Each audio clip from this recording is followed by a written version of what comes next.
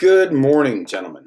Today is Thursday, May the 14th, and today we are going to finish up our discussion of section or chapter 13 with section 13.6, which is all about black holes. Now, the reason we talk about this here is because the concept, the idea of a black hole in space is one that really centers around the idea of gravity. All right. So let's start from the beginning. Most stars, including our sun, have two conflicting processes going on inside of them. All right. The first is the force of gravity, of course, and that's where we'll start. All right. All of that mass, all of the material that makes up that star is being pulled toward the center of the star by the force of gravity.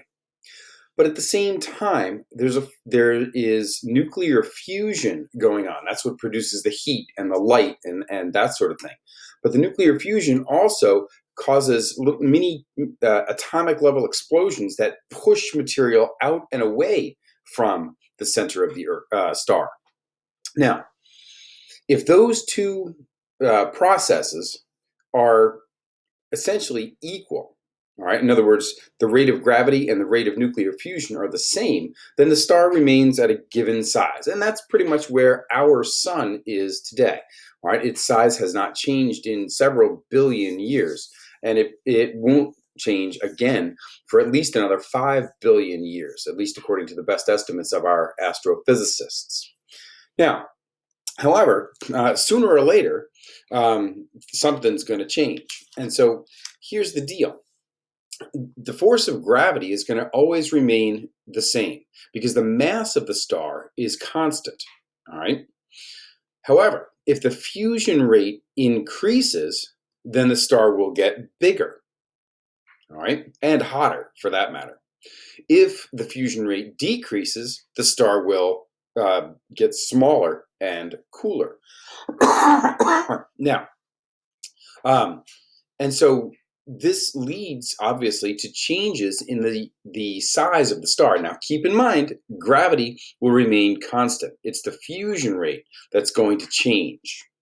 So what happens here? How does this work? And what does the end of our solar system look like? Now, don't panic. All right, this is not a science fiction movie.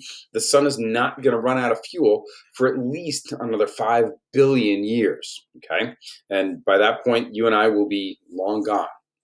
However, when the sun does run out of hydrogen, okay, which is the nuclear fuel.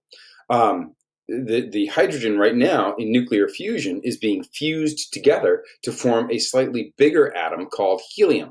Okay, when the sun runs out of hydrogen, it's going to collapse. All right, but the pressure of all of that matter in a very tiny space will heat it up to a very high temperature, and it will again ignite.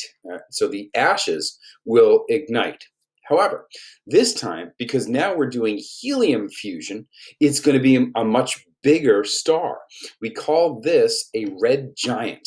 All right, and the sun will eventually be so large that it's actually going to expand past the radius of Earth's orbit, and so the Earth will literally be swallowed whole by the sun 5 to 10 billion years from now.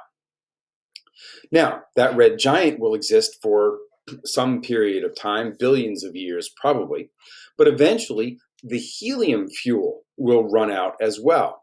And then it will completely collapse and become what we call a black dwarf. All right. A black dwarf star gives off no heat and no light. It's essentially a dead star. Okay. And that is the ultimate fate of our star, our sun, and of the Earth for that matter. Now, this is not the case for all stars. All right. Our sun is actually a relatively very small star. All right. And there are many stars out there in the universe that are far bigger than our sun. And if a star has a lot more mass than our sun, and astrophysicists estimate that it has to be at least twice as massive as our sun, then what happens is that final gravitational collapse does not stop. It just keeps pulling the what's left in and in and in and in, and it never reignites. It just continues. This is what we call a black hole. All right, because there's no light, there's no heat. All right, it's just this area in space that's continuing to collapse in upon itself because of the strength of its gravitational field. Now, um, and black holes are so strong in terms of gravity that even light can't escape, and that's why we call them black holes. All right, light even can't get out of it. Now, not to worry.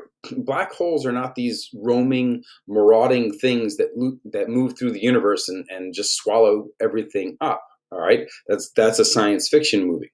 All right, black holes are relatively stationary. They sit in the same area of space that the star that what they once were was in. All right, they don't move.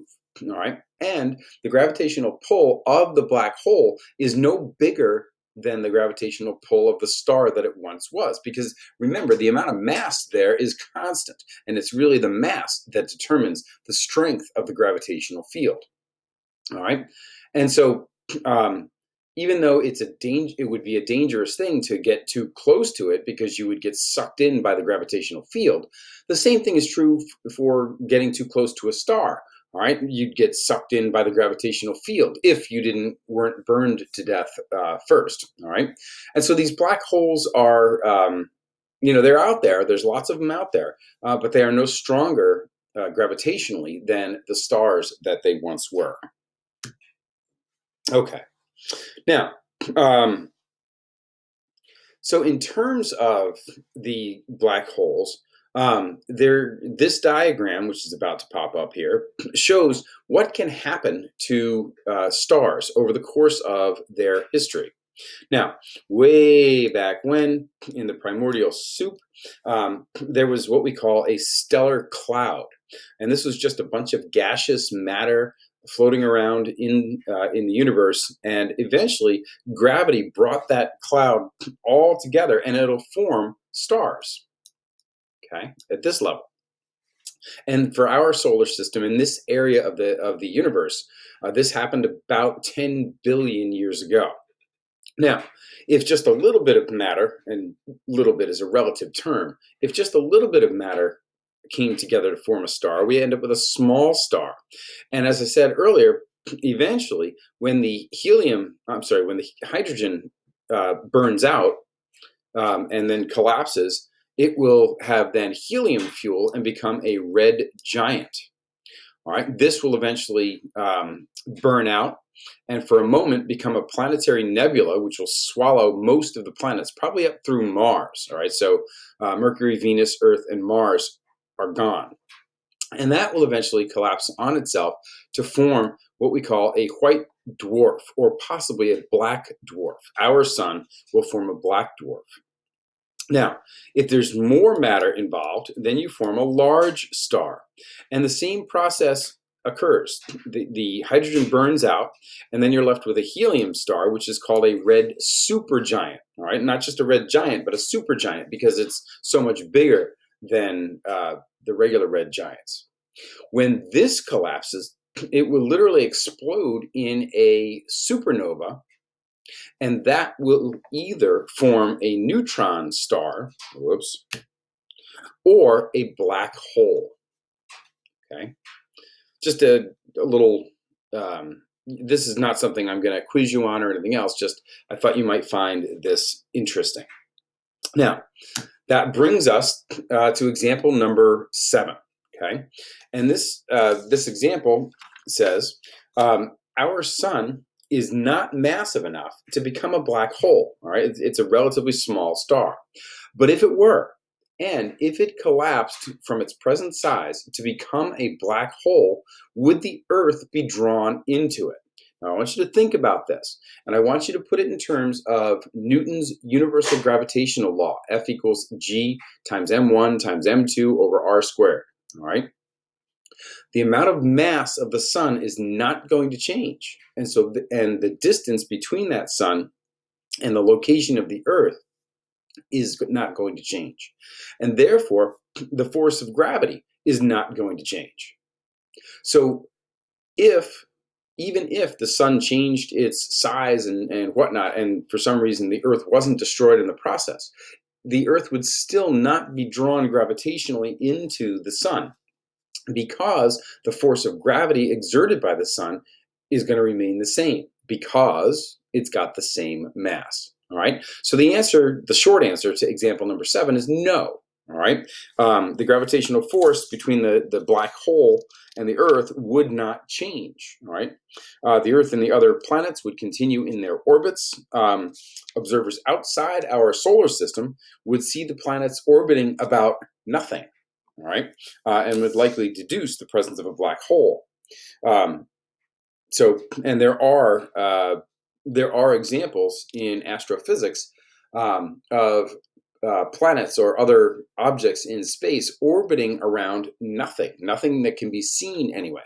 And so therefore, that's how we have deduced the existence of black holes. Okay, fellas, so that concludes our discussion of Chapter 13. Over the next few days, I'm going to ask you to do Worksheet 13.1, Chapter 13 review questions 1 through 10, and Chapter 13 review questions 11 through 20. All right. We are going to have a quiz on Chapter 13 either Monday or Wednesday of next week. I will keep you posted on that. I have to get into LaSalle and get some worksheets scanned into the computer so that I can post them for you. So as soon as I'm able to do that, I will let you know when these assignments are going to be due. All right? All right, gentlemen. Well, thank you very much and have a wonderful day.